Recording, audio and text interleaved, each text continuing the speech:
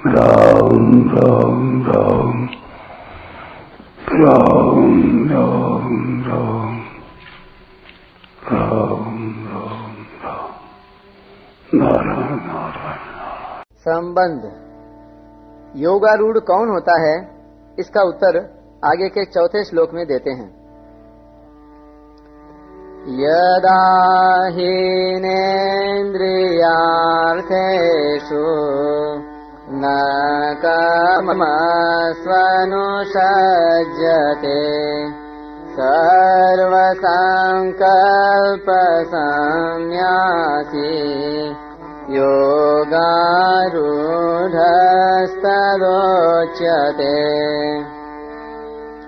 जिस समय न इंद्रियों के भोगों में तथा न कर्मों में ही आसक्त होता है, उस समय वह संपूर्ण संकल्पों का त्यागी मनुष्य योगारूढ़ कहा जाता है।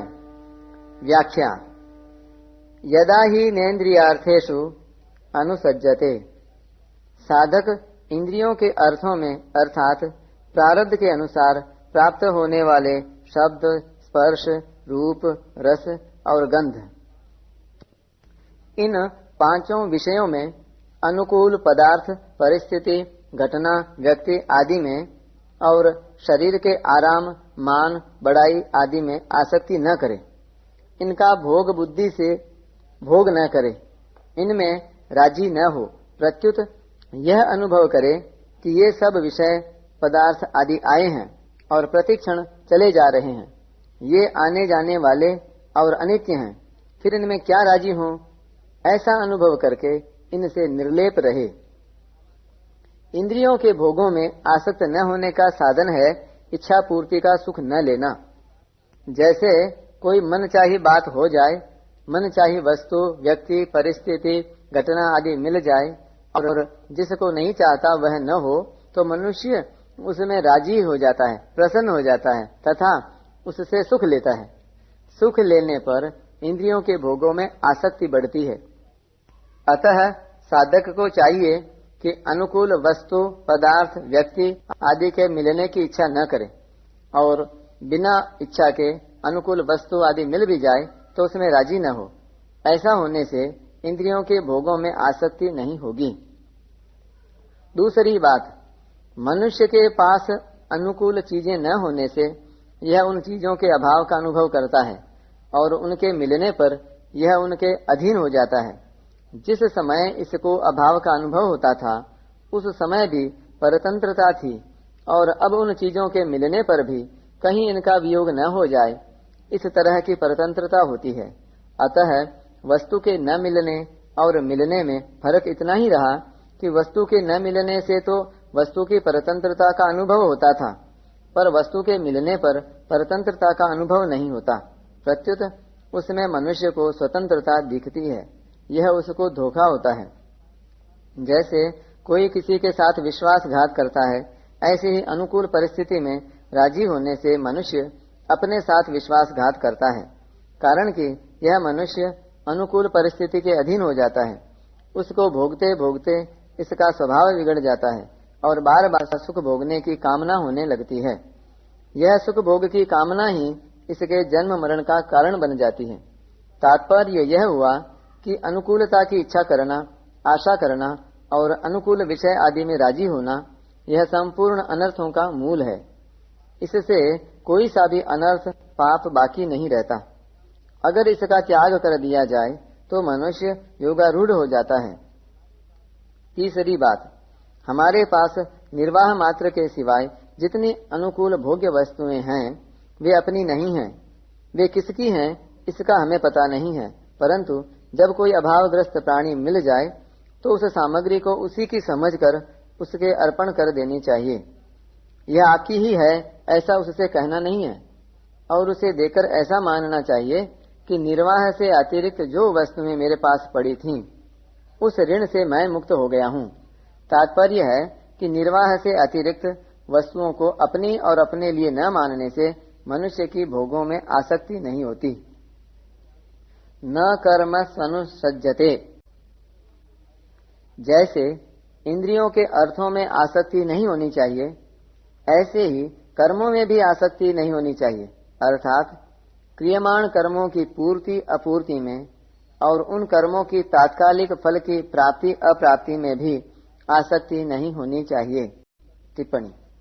यहाँ कर्मसु पद बहुवचन है, जिसका तात्पर्य है कि आसक्त पुरुष में अनेक कर्मों की और उनके फलों की इच्छा रहती है, परंतु 18वें अध्याय के 45वें श्लोक में कर्मणि पद एक वचन है, जिसका तात्पर्य है कि आसक्ति रहित पुरुष के द्वारा कर्म तो अनेक होते हैं, पर उसमें कर्तव्य बुद्धि एक ही रहती है।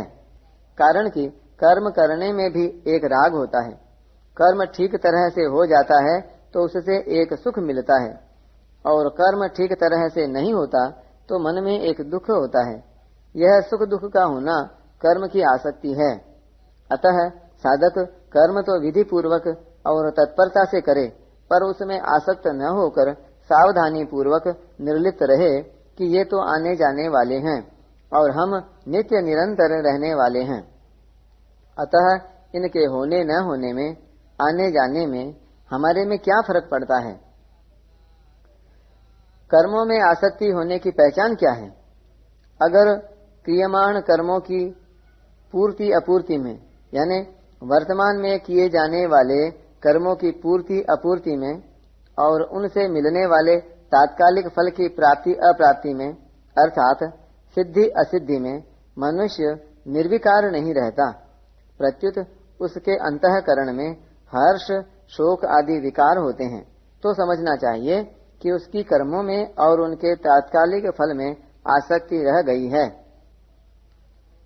इंद्रियों के अर्थों में और कर्मों में आसक्त न होने का तात्पर्य यह हुआ कि स्वयं स्वरूप चिन्मय परमात्मा का अंश होने से नित्य अपरिवर्तनशील है और पदार्थ तथा क्रियाएं प्रकृति का कार्य होने से नित्य निरंतर बदलते रहते हैं।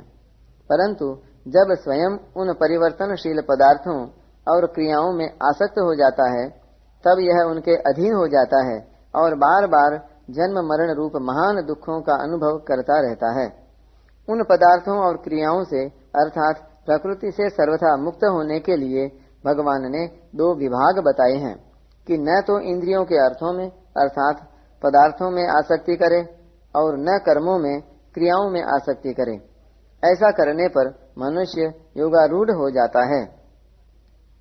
यहाँ एक बात समझने की है कि क्रियाओं में प्रियता प्रायः फल को लेकर ही होती है और फल होता है इंद्रियों के भोग।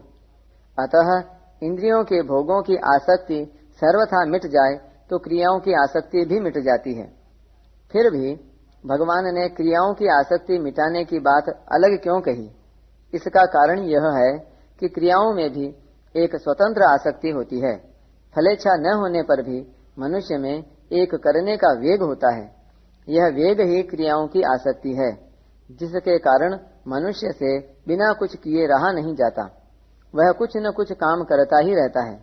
यह आसक्ति मिटती है केवल दूसरों के लिए कर्म करने से अथवा भगवान के लिए कर्म करने से। इसलिए भगवान ने 12वें अध्याय में पहले अभ्यास योग बताया, परंतु भीतर में करने का वेग होने से अभ्यास में मन नहीं लगता। अतः करने का वेग मिटाने के लिए 10वें श्लोक में बताया कि साधक मेरे लिए ही कर्म करे। तात्पर्य है कि पारमार्थिक अभ्यास आदि करने में जिसका मन नहीं लगता और भीतर में कर्म करने का वेग आसक्ति पड़ा है, तो वह भक्ति योग का साधक केवल भगवान के लिए ही कर्म करे। इससे उसकी आसक्ति मिट जाएगी। ऐसे ही कर्मयोग का साधक केवल संसार के हित के लिए ही कर्म करे तो उसका करने का वेग मिट जाएगा, अर्थात आसक्ति मिट जाएगी। जैसे कर्म करने की आसक्ति होती है, ऐसे ही कर्म न करने की भी आसक्ति होती है। कर्म न करने की आसक्ति भी नहीं होनी चाहिए, क्योंकि कर्म न करने की आसक्ति आलस्य और प्रमाद पैदा करती है, जो कि तामसी वृत्ति है, और कर्म करने की आसक्ति व्यर्थ चेष्टाओं में लगाती है, जो कि राजसी वृत्ति है। वह योगारूढ़ कितने दिनों में, कितने महीनों में अथवा कितने वर्षों में होगा? इसके लिए भगवान यदा और तदा पद देकर बताते हैं कि जिस काल में मनुष्य इंद्रियों के अर्थों और क्रियाओं में सर्वथा आसक्ति रहित हो जाता है, तभी वह योगारूढ़ हो जाता है। जैसे किसी ने यह निश्चय कर लिया कि मैं आज से कभी इच्छा पूर्ति का सुख नहीं लूंगा। अगर वह अपने इस निश्चय प्रतिज्ञा पर दृढ़ रहे तो वह आज ही योगारूढ़ हो जाएगा। इस बात को बताने के लिए ही भगवान ने यदा और तदा पदों के साथ ही पद दिया है।